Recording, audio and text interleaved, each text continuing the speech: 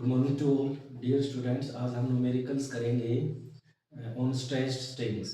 इससे पहले हमने ऑर्गन पाइप के ऊपर न्यूमेरिकल किए थे। तो ऑर्गन पाइप,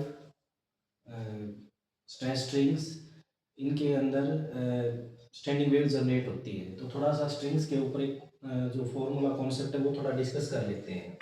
तो हमारे पास जैसे कि ये हमारे पास एक स्ट्रिंग है,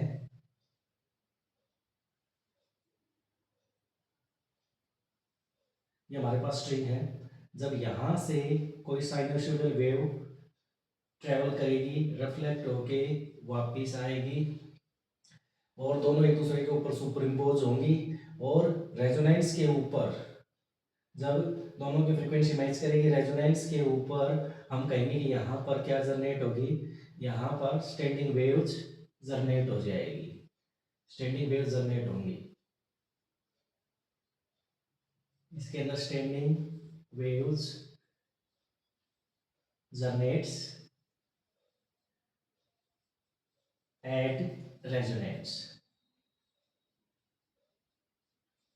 तो जो स्टैंडिंग वेव जनरेट होती हैं उनके लिए वेवलेंथ के लिए फॉर्मूला होगा lambda is equals to 2L/n। L क्या है भाई?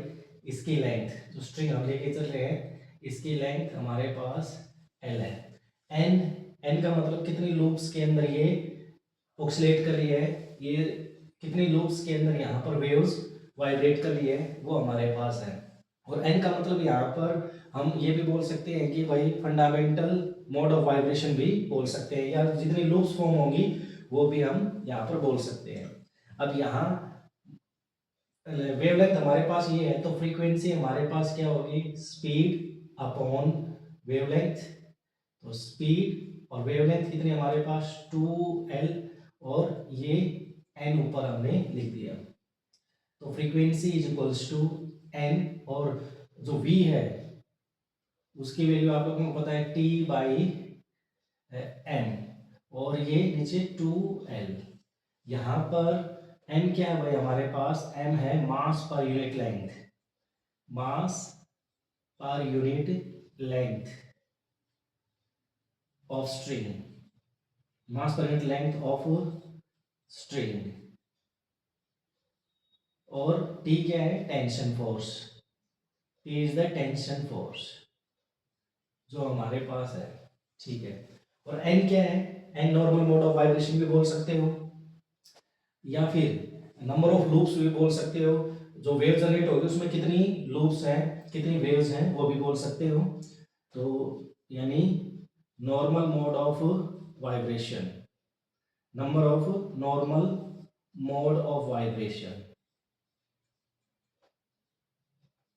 ये भी बोल सकते हो, या और नंबर ऑफ लूप्स भी बोल सकते हो, नंबर ऑफ लूप्स, ठीक है।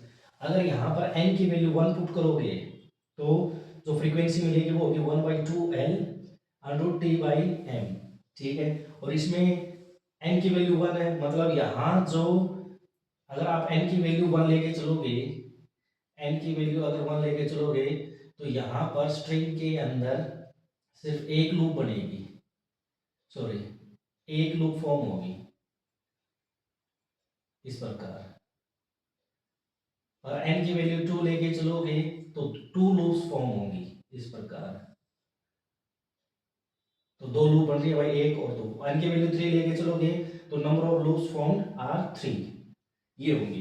तो ये थोड़ा सा इसके अंदर इस न्यूमेरिकल जिस कॉन्सेप्ट के ऊपर बेस्ड है वो कॉन्सेप्ट है। यानी जब हमारे पास कोई स्ट्रिंग है L लेंथ की और उसके अंदर इंसिडेंट रिफ्लेक्टेड वेव्स जनरेट होती हैं, रेजोनेंस के ऊपर वहां पर लूप्स फॉर्म होंगी, स्टैंडिंग वेव जनरेट हो जाएगी, और वहां वेव जो वेव जनरेट होंगी रेजोनेंस के ऊपर उनकी वेवलेंथ के लिए फॉर्मूला ये हो गया, फ्रीक्वेंसी के लिए फॉर्मूला ये हो गया। एन क्या है? Normal mode, number of normal mode of vibration, या फिर number of loops formed in the wave, standing wave, वो भी हम ये बोल सकते हैं। और यहाँ पर टी क्या है? टेंशन फोर्स, और m क्या है? Mass per unit length of the string, और n क्या है? नॉर्मल मोड ऑफ वाइब्रेशन यानी नंबर ऑफ लूप्स हम बोल सकते हैं। तो अब ये हम न्यूमेरिकल सोल्व करते हैं बेटा। तो यहाँ पर अब देखिएगा, सबसे पहले हमें यहाँ पर गिवन है mass per unit length 5 into 10⁻³ kilogram per metre. और stretch between two rigid supports, जो स्ट्रिंग्स है दो रिजिड स्पोर्ट के बीच में स्ट्रेच की गई है with a tension force, T की वैल्यू दे दी हमें 450 न्यूटन, ये हमें गिवन है। The wire resonates at a frequency of 420 hertz, यानी स्टार्टिंग में फ्रीक्वेंसी हम मान लेते हैं 420 हर्ट्ज के ऊपर स्टैंडिंग वेव जनरेट होती है, यहाँ पर रेजोनेंस होता है, ठीक है। अब उसने कहा कि क्वेश्चन में आगे the next higher frequency at which wire resonates is 490 hertz, यानी दूसरी जो फ्रीक्वेंसी जिसके ऊपर ये वायर रेजोनेट करेगी, स्टैंडिंग वेव जनरेट होंगी 490 हर्ट्ज हमें गिवन है। Find the length of the string, ये जो स्ट्रिंग है इसकी लेंथ फाइंड आउट करनी है हमें, यहाँ पर स्ट्रिंग की लेंथ हमें फाइंड आउट करनी है जो हमें गिवन नहीं है, ठीक है। अब यही कॉन्सेप्ट हम यूज करेंगे। फ्रीक्वेंसी के लिए फॉर्मूला हमारे पास ये है, न्यू वन फ्रीक्वेंसी किसके बराबर होगा भाई, नंबर ऑफ मोड्स हम मान लिया कि भाई इसके अंदर नंबर ऑफ लूप्स या normal mode of vibration n है, ये 2l और √T/m, ठीक है। टेंशन हमारे पास सेम है दोनों केस के अंदर, और मास पर यूनिट लेंथ इसने दे दिया, this is the equation first. और सेकंड फ्रीक्वेंसी जिसके ऊपर रेजोनेंस होता है वो हमारे पास हम न्यू2 है, और अब फ्रीक्वेंसी बढ़ी है, यानी फ्रीक्वेंसी यहाँ से यहाँ चेंज हुई है, तो डेफिनेटली जो नंबर ऑफ लूप्स बढ़ेंगी वो भी चेंज होंगी। फ्रीक्वेंसी अगर बढ़ेगी तो नंबर ऑफ लूप्स जो फॉर्म होंगी नॉर्मल मोड ऑफ वाइब्रेशन वो भी क्या होंगे, इंक्रीज होंगे, ठीक है। तो यहाँ पर मैं जो normal mode of vibration number of loops n+1 मान लेता हूँ, कंफर्म नहीं कितने, लेकिन हम n+1 मान लेते हैं, और ये 2l और √T/m, this is the equation second. अब यहाँ पर यहाँ से सोल्व करके हमें n की वैल्यू निकालनी पड़ेगी इन दोनों इक्वेशन से, और n की वैल्यू फाइंड आउट करके वो इस इक्वेशन चाहे इस इक्वेशन के अंदर हम पुट करेंगे, क्योंकि t m और फ्रीक्वेंसी वगैरह सारी चीजें की और बस हमारे पास n नहीं है, तो n की वैल्यू फाइंड आउट करनी पड़ेगी। उसके लिए मैं यहाँ पर क्या करूँगा, उसके लिए मैं यहाँ पर इक्वेशन सेकंड को फर्स्ट से डिवाइड कर दूँ, divide equation first by equation second, यानी फर्स्ट को सेकंड से या सेकंड को फर्स्ट से आप डिवाइड कर सकते हो।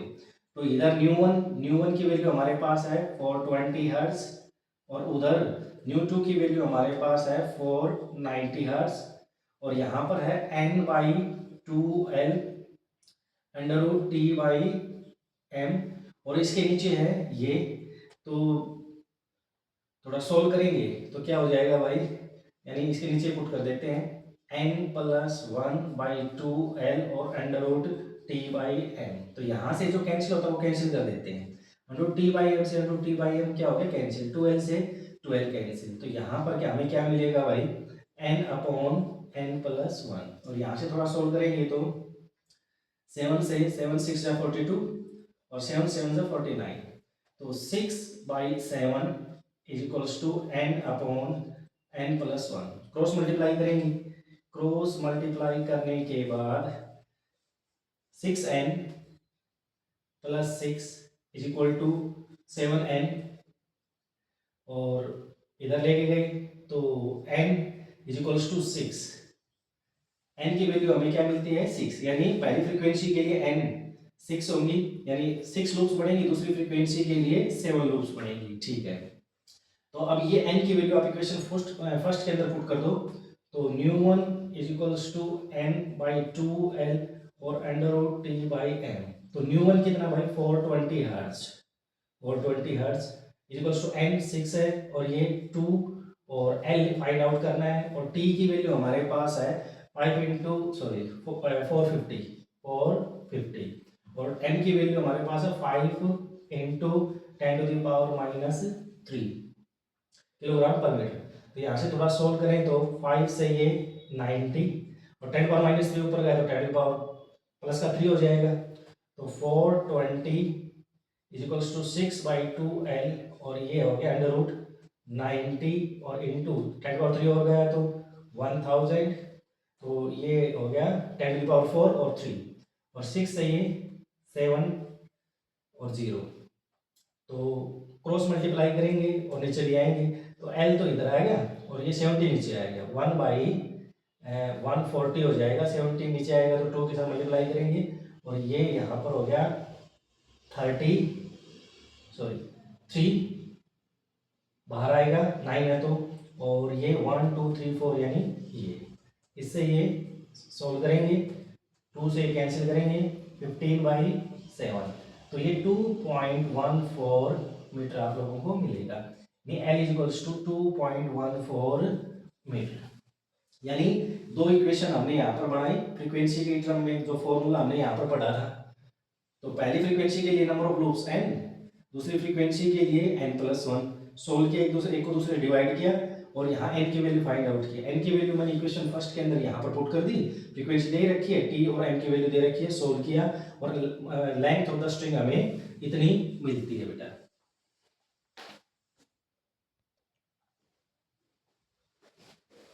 नेक्स्ट क्वेश्चन हमारे पास बेटा ये है, ए वायर ऑफ डेंसिटी 9 ग्राम पर cubic centimetre stretched between two clamps 100 centimetre apart which is subjected to an extension of 0.05 centimeter.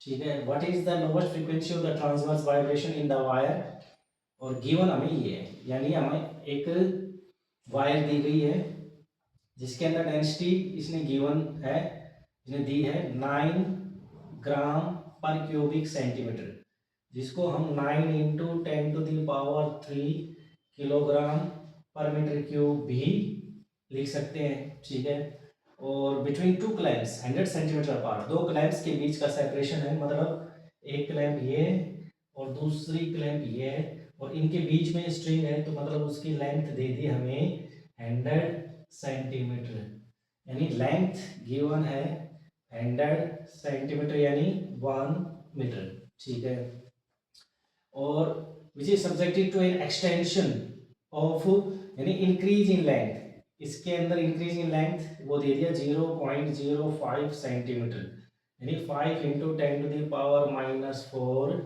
Metre लिख सकते हैं। Lowest frequency of transverse vibration, यानी स्ट्रिंग के अंदर जो first normal mode of vibration है उसकी फ्रीक्वेंसी आपको पता है कि n की वैल्यू 1 पुट करनी है, तो 2L√T/m, m क्या है, मास पर यूनिट लेंथ, यानी अगर इसको लिखना चाहें स्मॉल m है हमारे पास, कैपिटल M मास पर यूनिट लेंथ। यहाँ टेंशन फोर्स हमारे पास नहीं है लेकिन मास भी नहीं है, तो वो यही कहीं से फाइंड आउट करना पड़ेगा और यंग्स मॉडुलस ऑफ इलास्टिसिटी का हमें यूज करना है। तो एक काम करते हैं, सबसे पहले मास की जगह ये हम पुट कर लेते हैं total mass upon total length, तो फ्रीक्वेंसी इक्वल्स टू 1/2L और T, और ये हो गया टोटल मास और लेंथ ऊपर। आप लोगों को पता है कि डेंसिटी किसके बराबर है, मास अपॉन वॉल्यूम, तो मास किसके बराबर हो गया भाई, डेंसिटी इनटू वॉल्यूम, तो frequency nu is equals to 1/2L√T और ये L, और यहाँ पर जो मास है उसकी जगह density into volume, for example volume हमने मान लिया L3, तो यहाँ से ये L कैंसिल, तो फ्रीक्वेंसी हमें क्या मिलेगी 1/2L√T, और जो यहाँ पर L² बचेगा, एक पावर ये L3 एक कैंसिल हो जाएगा, यहाँ पर 1/2L√T/ρ और इंटू L² बचेगा, तो L² को हम एरिया लिख सकते हैं, एरिया, और साथ में क्या है डेंसिटी, इसको हमने एरिया लिख दिया और ये हमारे पास क्या है डेंसिटी। तो ये फॉर्मूला मॉडिफाइड फॉर्मूला है जिसका हमें यूज करना है इस क्वेश्चन को सोल्व करने के लिए, यानी टेंशन चाहिए और एरिया चाहिए और डेंसिटी चाहिए, तो उसके लिए हम यंग्स मॉडुलस वाला फॉर्मूला यूज करते हैं भाई। आप लोगों को पता है कि यंग्स मॉडुलस ऑफ इलास्टिसिटी इसके बराबर होती है normal stress upon longitudinal strain, यानी डेल L बाई L, तो L ऊपर और डेल L नीचे, और यहाँ पर भाई फोर्स की जगह हम क्या यूज करते हैं, टेंशन स्ट्रिंग के अंदर, तो T/A यहाँ पुट करने के लिए हमें यहाँ से मिलेगा, तो T/A हमें मिल जाएगा, उसके लिए y इंटू डेल L इधर लेके जाओ और L नीचे आ जाएगा, तो y तो दे रखा है यहाँ पर 9 × 10⁻⁹, 9 × 10⁻⁹, और del L increase in length कितनी है भाई 5 × 10⁻⁴ मीटर, 5 इंटू 10⁻⁻⁴ और ओरिजिनल लेंथ कितनी है भाई 1 मीटर है। तो यहाँ सोल्व करोगे तो कितना हो गया 9 यानी 45, 9 5 से 45 और 10⁻⁵ ठीक है। अब ये t बाई ए की वैल्यू यहाँ पर पुट करेंगे तो फ्रीक्वेंसी के लिए फॉर्मूला ये nu is equals to 1/2L under root T by A हमारे पास है 45 इंटू 10⁻⁵ और साथ में डेंसिटी कितनी है हमारे पास 9 इंटू 10⁻3 9 इंटू 10⁻3 ठीक है। और ये 5 इंटू 10⁻⁴ और ये 9 इंटू 10⁻9 तो इसको सोल्व किया तो 10⁻5 और ये हो गया 9 से ये 5 के ऊपर जाएगा तो frequency nu is equals to 1/2 और एल कितना है लेंथ कितनी ओरिजिनल 1 है यानी 1 पुट कर दिया और ये हो गया 5 और इंटू 10⁻5 और नीचे 10⁻3 तो frequency nu is equals to 1/2 and ये हो गया भाई 5 इंटू 10⁻, ये ऊपर गया तो 2 बचा भाई ठीक है। अब हम इसको सोल्व करेंगे तो यहाँ हमें इसका आंसर मिलेगा यानी ये हमारा फाइनल आंसर है भाई। Thanks and have a nice day.